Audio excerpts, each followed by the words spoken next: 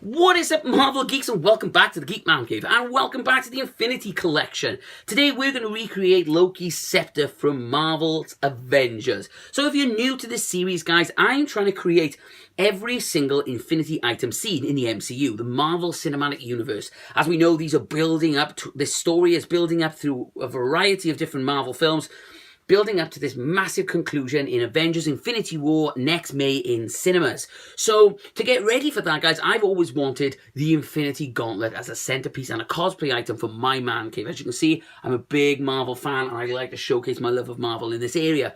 So what I wanted to go with my Infinity Gauntlet is not just to have the gauntlet, but to have all the items, all the Infinity Stones as we've seen them in the MCU.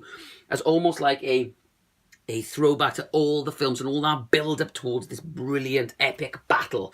So if you haven't seen them already, guys, go check out my previous videos. As you see, we've already created the Tesseract back in September, and last month we created the Power Stone from Guardians of the Galaxy. So today we're going to focus on Loki's Scepter. Now this is the second Infinity Stone that we actually see in the MCU, and this is the one that probably brings a lot of confusion. You see, in the first Avengers, Loki turns up to Earth in search for the Tesseract, the Space Stone, but he comes with a scepter with a blade on the end, and it gives him the power to control people. He even manages to control Hawkeye. Throughout the film, we don't even think of it as another item, really, more as everything's focused on the Tesseract.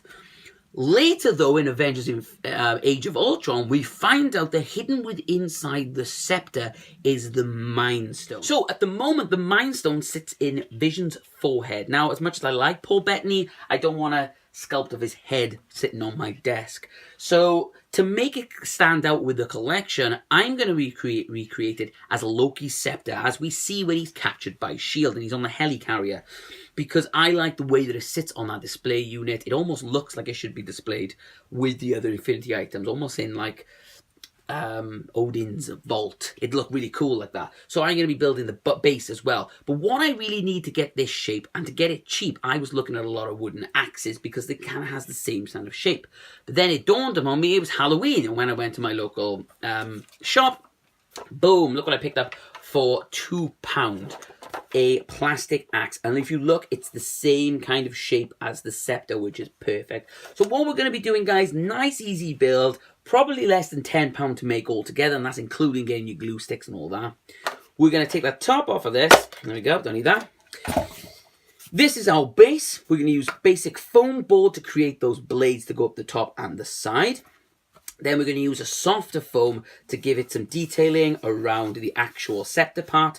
And then for the light, what we're going to do is just have a single torch fitted onto the top of here that we can switch on and off. And then on the top, a plastic kind of bulb kind of shape, maybe a plastic egg, I'm thinking, painted blue. So then when we turn it on, it kind of gives it that effect. So a nice, easy, cheap build, and this is kind of the size you want. Now, if it's not Halloween when you watch this video, don't fear, as you can, hey, Halloween, fear, see what I did there?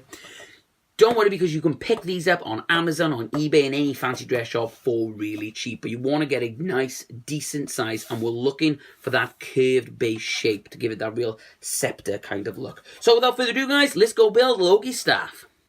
So first thing you want to do, guys, is you want to start drawing those blade shapes onto your foam board. So basically, use some pictures from the internet to give you a guide and just play around with it. You want to use scale, so bring your materials in, bring your toy axe in so you can place it on your foam board so you can get a good idea of scale.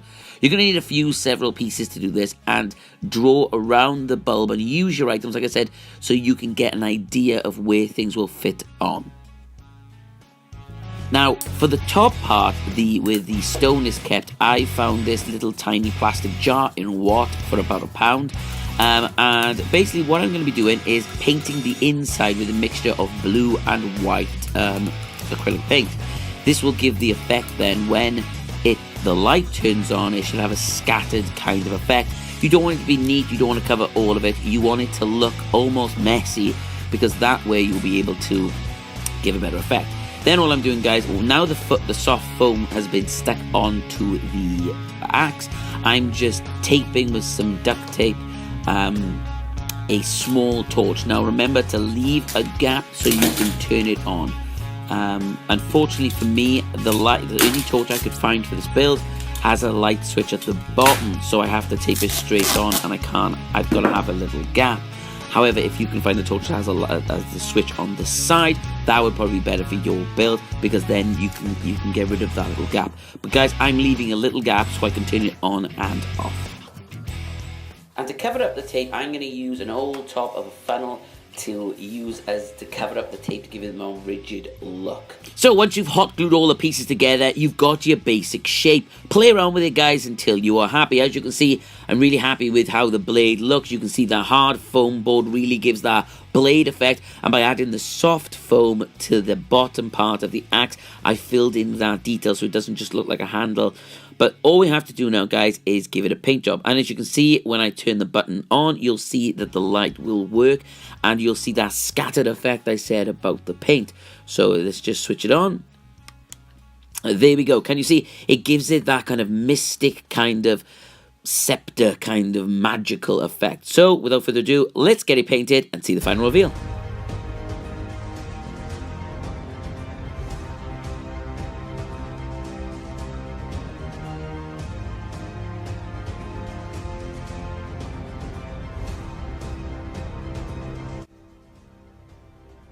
So, there we have it, Loki's Scepter.